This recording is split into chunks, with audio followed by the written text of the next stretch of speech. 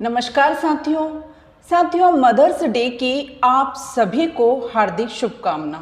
वैसे माँ के बारे में क्या कहा जाए, माँ के बारे में क्या कहा जाए, क्योंकि हम खुद माँ की लिखावट होते हैं।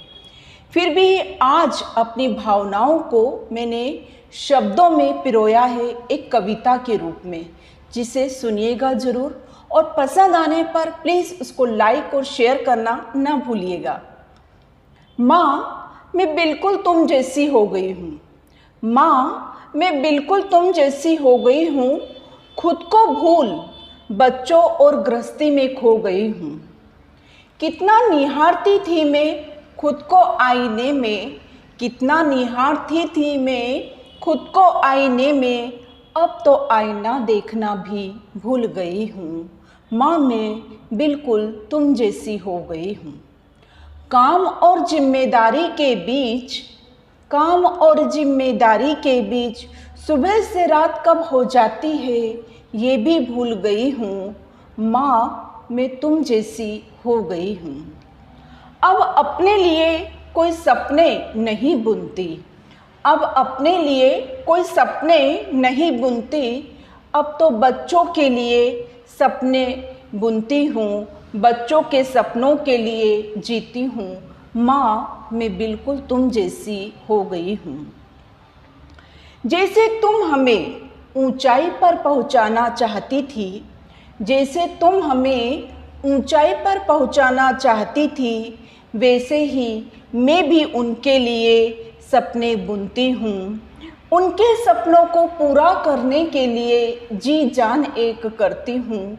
माँ, मैं बिल्कुल तुम जैसी हो गई हूँ।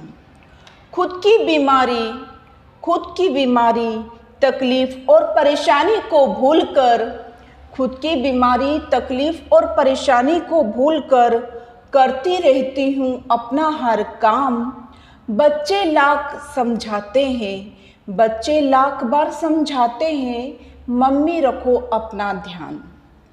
कैसे आप और बाबूजी की नोक झोंक पर, कैसे आप और बाबूजी की नोक झोंक पर मैं तुम्हें समझाती थी, मत करना अब तुम बाबूजी से बात, मत करना अब तुम बाबूजी से बात। लेकिन तुम सब कुछ भूल कर फिर हो जाती थी एक, लेकिन तुम सब कुछ भूल कर फिर हो जाती थी एक।